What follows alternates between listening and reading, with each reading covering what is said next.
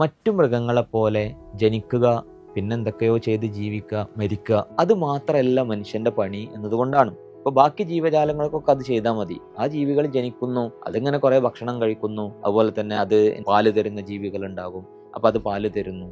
പിന്നെ അതിങ്ങനെ കഴിഞ്ഞ് കുറെ കാലം കഴിഞ്ഞ് ആ ജീവികൾ ചത്തൊടുങ്ങുന്നു. വേറെ പ്രത്യേകിച്ച് പണിയൊന്നും ആ ജീവജാലങ്ങൾക്ക് ഇല്ലല്ലോ. പക്ഷെ മനുഷ്യൻ അങ്ങനെയല്ല. മനുഷ്യന് ഒരു പോത്തിന്റെ പോലെ അല്ലല്ലോ. ഒരു പോത്തും പശുവൊക്കെ ജീവിക്കുന്നത് പോലെ ജീവിച്ച് അങ്ങനെ മരിച്ചു പോകാനല്ലല്ലോ മനുഷ്യന്. അങ്ങനെയാണെങ്കിൽ മനുഷ്യന് ഇത്രയേറെ കഴിവുകളൊന്നും പടച്ചോൻ നൽകേണ്ട ആവശ്യമില്ല. നമുക്ക് ഒരുപാട് കഴിവ് നൽകി, ഒരുപാട് ബുദ്ധി നൽകി, കുറേ തരത്തിലുള്ള ചിന്താശേഷി നൽകി. നമ്മൾ ടെക്നോളജി, സയൻസ്, കുറെ അറിവുകൾ, ഇതൊക്കെ നമ്മൾ ഉൽപ്പാദിപ്പിക്കുന്നു, എഴുതുന്നു, അല്ലെ, വായിക്കുന്നു. ഇതൊന്നും ആരും ചെയ്യുന്നില്ലല്ലോ. അള്ളാഹു മനുഷ്യനെ കുറിച്ച് പറഞ്ഞത് പേന കൊണ്ട് എഴുതാൻ പഠിപ്പിച്ചു എന്നാണ് മനുഷ്യനെ കുറിച്ച് പറഞ്ഞത്. വേറെ ആരും എഴുതുന്നത് നമ്മൾ കാണുന്നില്ല, വേറെ ആരും വായിക്കുന്നത് കാണുന്നില്ല. അതൊക്കെ മനുഷ്യനാ ചെയ്യുന്നത്. അപ്പോൾ മറ്റു ജീവികളെ പോലെ അല്ല മനുഷ്യൻ എന്തോ ഒരു സ്പെഷ്യാലിറ്റി ഉണ്ട്. ആ സ്പെഷ്യാലിറ്റി എന്താണ്? അള്ളാഹു മനുഷ്യനെ ഈ ലോകത്തേക്ക് സൃഷ്ടിച്ചിട്ടുള്ളത് ചില ഉത്തരവാദിത്തങ്ങൾ ഏൽപ്പിച്ചിട്ടാണ്, ചില ദൗത്യങ്ങൾ നിർവഹിക്കാനാണ്. ആ ദൗത്യം എന്താണ് എന്ന് പഠിപ്പിക്കാൻ വേണ്ടിയിട്ട് ഓരോ കാലത്തും വന്ന ആളുകളാണ് പ്രവാചകന്മാർ എന്ന് പറയുന്നത്.